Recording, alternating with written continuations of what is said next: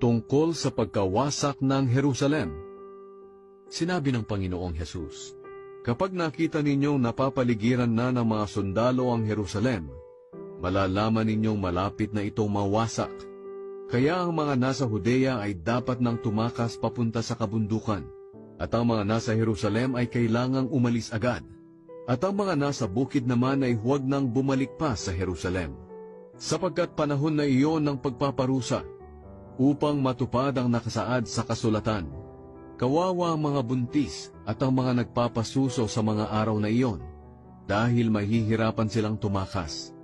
Darating ang napakatinding paghihirap sa lupaing ito, dahil sa matinding galit ng Diyos sa mga tao rito. Ang iba sa kanila ay papatayin sa espada, at ang iba na may dadalhing bihag sa ibang mga bansa.